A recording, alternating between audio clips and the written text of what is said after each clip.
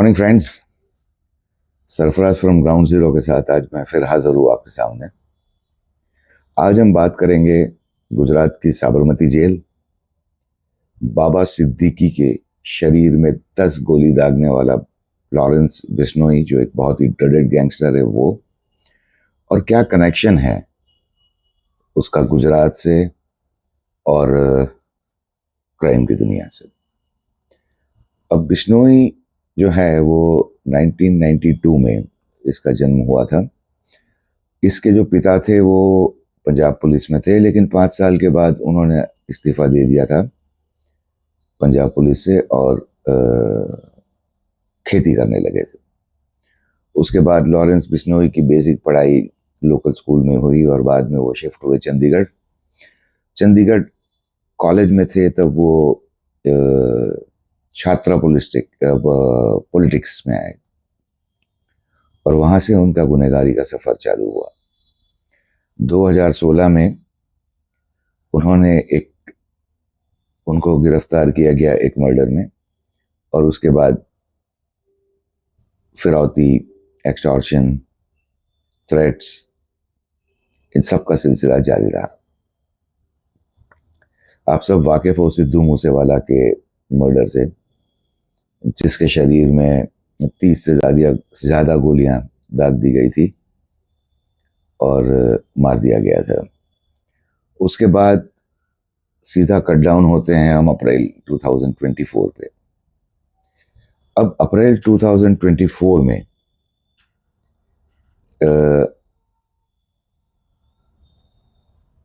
Lawrence Bishnoi ने सलमान का जो घर है गैलेक्सी अपार्टमेंट बांद्रा, अपने 2 शार्प शूटर्स भेज करके वहां पे 10 राउंड गोलीबारी करवाई थी। इस गोलीबारी का मकसद शायद उसको मारना नहीं था, लेकिन महाराष्ट्र में जो वैक्यूम क्रिएट हुआ था, दाऊद, छोटा राजन और ये सब जो गैंगस्टर्स थे, उनके दाऊद के पाकिस्तान भाग जाने से, छोटा राजन के सरेंडर कर जाने से, जो बाली से पकड़ा गया था और अभी भी जेल में, एक वैक्यूम क्रिएट हो गया था। तो शायद लॉरेंस बिश्नोई महाराष्ट्र की अंडरवर्ल्ड पे अपना कब्जा जमाना चाहता था और इसी वजह से उसने महाराष्ट्र में कदम रखा। उसके बाद अप्रैल मास में ही गुजरात जेल के कनेक्शन की हम बात करें तो यूपी का जो गैंगस्टर था अतीक अहमद, उसको गुजरात जेल से शिफ्ट किया जाता है यूपी किसी केस के मामले में, क्योंकि वो गैंगस्टर था, उसके खिलाफ काफी केसेस दर्ज थे गैंगस्टर्स एक्ट के अंतर्गत, और उसे वहां पे प्रयागराज में कोर्ट में जब ले जाया जाता है हॉस्पिटल में जब ले जाया जाता है रात को हेल्थ चेकअप के लिए, तो उसे 2 अज्ञात शार्प शूटर्स अतीक को और उसके भाई को सरेआम टीवी कैमरास के सामने मार देते हैं। अब ये गुजरात जेल का एक दूसरा कनेक्शन है। 2022 में गुजरात एटीएस ने एक ड्रग कंसाइनमेंट सीज किया गया था। अब उस कंसाइनमेंट में लॉरेंस बिश्नोई का नाम खुला कि जो कंसाइनमेंट मंगवाने वाला था उसमें से एक लॉरेंस बिश्नोई भी था। तो उस समय लॉरेंस जो था वो दिल्ली की तिहाड़ जेल में बंद था, उसे गुजरात लाया जाता है।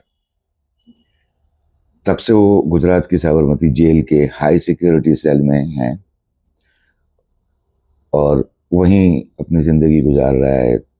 मीडिया रिपोर्ट्स के हिसाब से शायद वहीं से अपना नेटवर्क भी ऑपरेट करता होगा। इन्वेस्टिगेशन में ये अभी तक कहीं बाहर नहीं आया। लेकिन सबसे इंपॉर्टेंट बात मैं आपको बता दूं कि मार्च 2024 में गुजरात पुलिस ने करीबन 17 जेलों में एक सरप्राइज रेड की थी, जिसमें अहमदाबाद सेंट्रल जेल भी शामिल थी, जिसमें लॉरेंस बिश्नोई को रखा गया है। अब इसका क्या कनेक्शन है, क्या नहीं कनेक्शन है, वो न तो पेपर पे आया है, सिर्फ बातें उड़ रही हैं और रूमर पे हम जाना नहीं चाहते।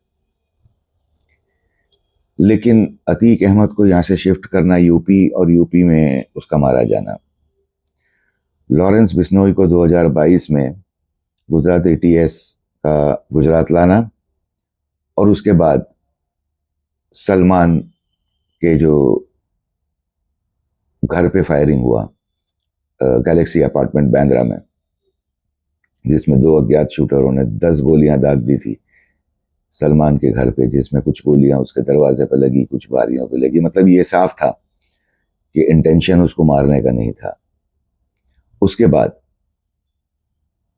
लॉरेंस बिश्नोई का एक एसोसिएट है गोल्डी बरार, जो अभी फॉरेन कंट्री में बेस्ड है।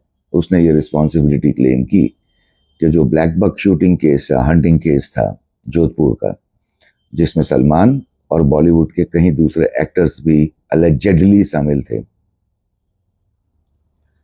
उसका बदला लेने के लिए ये शूटिंग किया गया था। और ये भी क्लेम किया गया था कि सलमान को वो कभी छोड़ेंगे नहीं।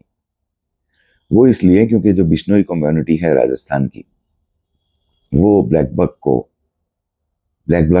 बक नाम के जो डियर की एक प्रजाति है उसकी पूजा करते हैं और उनके लिए बहुत सैक्रेड होता है वो। तो बिश्नोई का ये कहना था कि सलमान ने उनकी कम्युनिटी के सेंटिमेंट्स को हर्ट किया है और इसकी वजह से उसे मरना होगा। अब हम इस केस की तफ्तीश पे आ जाते हैं। 2 शार्प शूटर्स विकी और विजय पाल इस केस में अरेस्ट होते हैं, जो कि किराए के शार्प शूटर्स थे। उन्हें कुछ पैसे दिए गए थे, वेपन सप्लाई किया गया था जो 9mm पिस्टल थी। उस केस में मुंबई पुलिस ने इन्वेस्टिगेशन शुरू किया और उस केस में चार्जशीट भी दायर की, जिसमें लॉरेंस बिश्नोई एक्यूज नंबर 1 था। उसके बावजूद मुंबई पुलिस ने न तो लॉरेंस बिश्नोई की कस्टडी गुजरात पुलिस से मांगी, हाँ यहाँ गुजरात जेल में आकर के 1-2 बार उसका क्वेश्चनिंग किया होगा, लेकिन उसे कभी मुंबई नहीं ले जाया गया। आमतौर पे जैसे होता है कि कहीं ऑफेंस रजिस्टर होता है, तो अगर अक्यूज किसी और जेल में होता है तो उसे ट्रांसफर वारंट पे जहां ऑफेंस बना होता है वहां ले जाया जाता है। लेकिन लॉरेंस बिश्नोई को यहां से नहीं ले जाया गया। उसकी वजह क्या है वो हम नहीं जानते। लेकिन उसके बाद फिर ये बाबा सिद्दीकी पे गोलियां चलती है, 10 गोलियां उसके शरीर में दाग दी जाती है और इसमें भी शूटर्स पकड़े जाते हैं, जो कन्फेस भी करते हैं कि भाई उन्हें वेपन मुहैया कराया गया था। और करीबन 1.5 महीने से 2 सितंबर से वो कुरला के एक अपार्टमेंट में किराए से रह रहे थे और रेकी वेकी करने के बाद उन्होंने बाबा सिद्दीकी को गोलियां मार दी थी। अब बाबा सिद्दीकी एक फॉर्मर मिनिस्टर थे जो कि एनसीपी के शरद पवार गुट के थे। अब तो एनसीपी टूट गई है 2 हिस्सों में, अजीत पवार और शरद पवार। अब बाबा सिद्दीकी को क्यों मारा गया? अब एक व्हाट्सएप आता है, व्हाट्सएप क्लेम आता है कि बाबा सिद्दीकी को इसलिए मारा गया क्योंकि उसके कनेक्शंस दाऊद गैंग से थे और वो सलमान खान को मदद कर रहा था। अब वो फेसबुक पोस्ट में ये भी मेंशन किया जाता है कि जो भी सलमान खान को मदद करेगा उसका अंजाम यही होगा। मतलब ये इनडायरेक्ट एक धमकी थी सलमान खान को। सलमान खान और लॉरेंस बिश्नोई, इनके बीच में काफी कुछ समय से ये ब्लैक बक को लेकर के कंट्रोवर्सी चल रही है। लेकिन इस केस में भी मुंबई पुलिस ने शूटरों को, जो 2 शार्प शूटर्स थे, उनको अरेस्ट कर लिया है। तीसरा शरद है जो बहराइच यूपी का रहने वाला है, उसको अभी नहीं पकड़ा गया है। मुंबई पुलिस से बात करने की कोशिश करते हैं तो मुंबई पुलिस खुल के कुछ बताती नहीं है। लेकिन हाँ, ये एक कनेक्शन उभर के आया है कि सलमान खान और दाऊद, ये 2 वजह से इसके ऊपर शूटिंग हुआ है। अब लॉरेंस बिश्नोई जो बैठा है वो अहमदाबाद जेल में है, तो वो कैसे ऑपरेट करता है? हमारी बात हुई कुछ सेंट्रल एजेंसी और उसके एजेंसी के अधिकारियों से।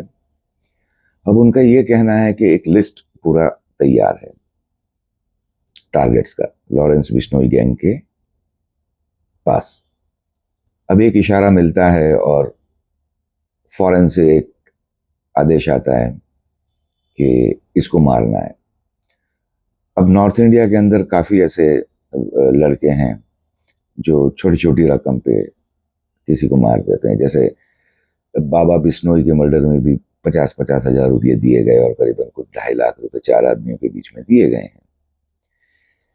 लेकिन फिर भी अभी तक मुंबई पुलिस गुजरात जेल नहीं आई लॉरेंस बिश्नोई की पूछताछ करने के लिए। उनका यह कहना है कि वो आएंगे आएंगे, लेकिन कभी आते नहीं है।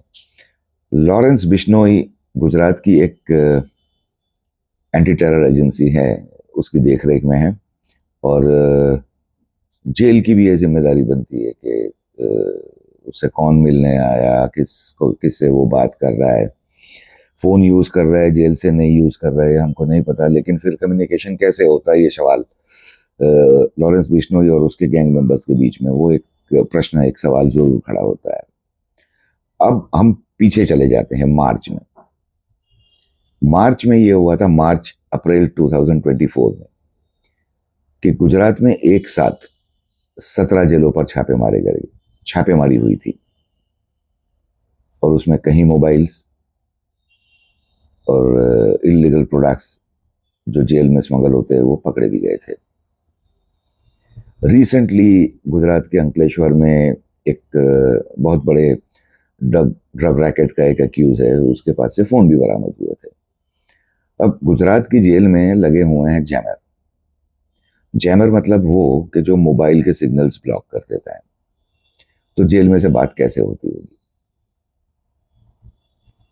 और होती होगी तो जैमर काम नहीं कर रहे होंगे।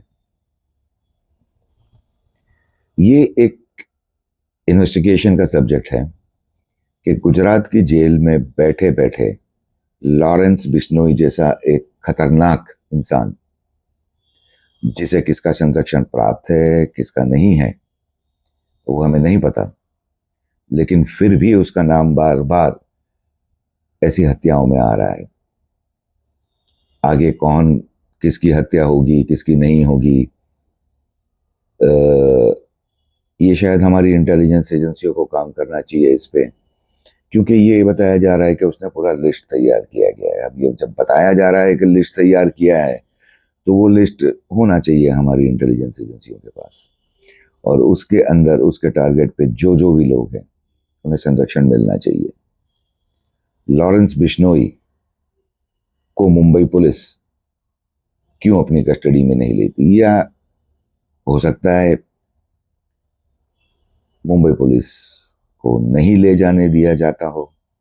यहाँ के जेल अधीक्षक जो है, जेल डीआईजी श्वेता श्रीमाड़ी का ये कहना है कि अभी तक उनका संपर्क नहीं किया गया है। अब मुंबई पुलिस जेल से संपर्क नहीं करेगी, वो गुजरात की जो नोडल एजेंसी है, जिसको हम सीआईडी क्राइम कहते हैं, उससे संपर्क करेगी, और वो फिर ट्रिकल डाउन होगा, वो ट्रिकल डाउन होकर जेल पे जाएगा। लेकिन मुंबई पुलिस लॉरेंस बिश्नोई की पूछताछ करने कब आएगी, आएगी भी या नहीं, ये भी नहीं पता हमें। तो फिर ये केस क्या, सलमान के घर पे जो फायरिंग हुआ था और जो 2 अक्यूज पकड़े गए थे, इसी तरह बाबा सिद्दीकी के मर्डर में जो 2 अक्यूज पकड़े गए हैं और 2 जो फरार हैं, ये केस वहीं तक रह जाएगा। आखिरकार लॉरेंस बिश्नोई है कौन? लॉरेंस बिश्नोई किसके लिए काम करता है, क्यों करता है? ऐसे खुलेआम वेपन्स, 9mm पिस्टल जैसे हथियार उसको कहां से मिल जाते हैं, किसी को कुछ नहीं पता। लॉरेंस बिश्नोई के बारे में बातें बहुत होती है, लेकिन ये घटनाओं के बाद लॉरेंस बिश्नोई के एक पूरे रहस्यमय व्यक्तित्व पर एक प्रश्न खड़ा हुआ है कि लॉरेंस बिश्नोई हत्याएं क्यों करवाता है। सोचने वाली बात है मेरे दोस्तों। दोस्तों, इस एपिसोड के बाद हम लॉरेंस बिश्नोई पे और बात करेंगे, उसकी क्रूरता पे और बात करेंगे, सरेआम वो धमकियां जो लोगों को दे रहा है उस पर बात करेंगे, उसे क्यों अहमदाबाद जेल से मुंबई नहीं ले जाया जा रहा है उस पर भी बात करेंगे अगले एपिसोड में। Bye then, it's again a very, very, very good day to you, and may you all prosper, and may the Almighty bless you.